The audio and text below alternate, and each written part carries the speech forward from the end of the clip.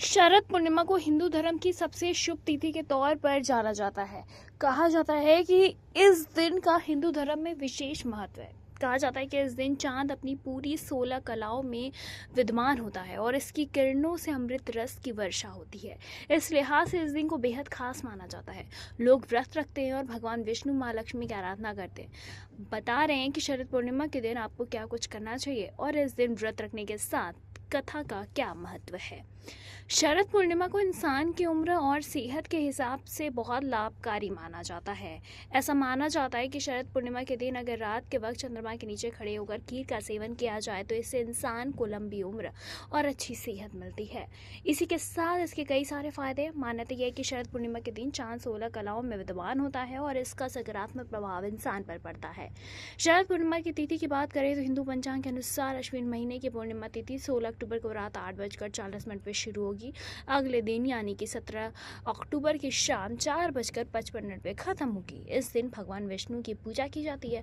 इसके अलावा इस दिन माँ लक्ष्मी की भी आराधना करके विशेष फल भक्तों को मिलता है। इस दिन व्रत रखने के साथ ही कथा पाठ भी किया जाता है। बता रहे हैं कि वो कौन सी कथा है जिसका पाठ करना शरद पूर्णिमा के दिन लाभकारी माना जाता है।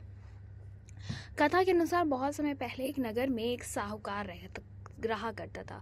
उसकी 2 पुत्रियां थीं। दोनों ही पुत्री विधि पूर्वक पूर्णिमा को उपवास रखती थी, लेकिन साहूकार की छोटी बेटी उपवास को अधूरा छोड़ देती थी। जबकि बड़ी बेटी की बात करें तो वो हमेशा पूरे लगन और श्रद्धा से इस व्रत का पालन करती थी।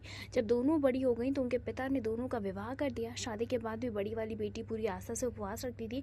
इस व्रत का प्रभाव ऐसा हुआ था कि इसे लाभ भी मिला। उसे बहुत ही सुंदर और स्वस्थ संतान मिली। वहीं छोटी बेटी को संतान प्राप्ति में दिक्कतों का सामना करना पड़ा। वो तो काफ़ी परेशान हुई। साहूकार भी इसे बहुत से चिंतित रहने लगा। इसके बाद साहूकार ने ब्राह्मणों को बुलाकर बिटिया की समस्या बताई। पंडितों ने मामला की गंभीरता का पता लगाया और साहूकार ने कहा कि आपकी छोटी बेटी ने पूर्णिमा का व्रत का नियम पालन सच्चे मन से नहीं किया, इसीलिए उसके साथ ऐसा हो रहा है। ब्राह्मणों ने उसे इस व्रत की विधि बताई, जिसके बाद उसने पूरी विधि विधान से फिर से व्रत रखा।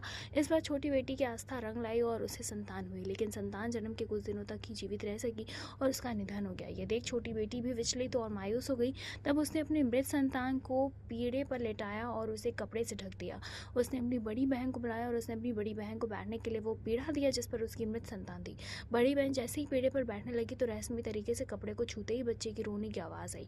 बड़ी बहन आश्चर्य में पड़ी कि तू अपनी ही संतान को मारने का दोष मुझ पर लगाना चाह रही थी।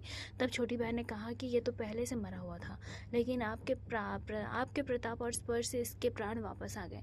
इस दिन के बाद से शरद पूर्णिमा व्रत की शक्ति का महत्व हर तरफ फैल गया। फिलहाल इस पर भी क्या कुछ आप हमें कमेंट करके ज़रूर बताएं।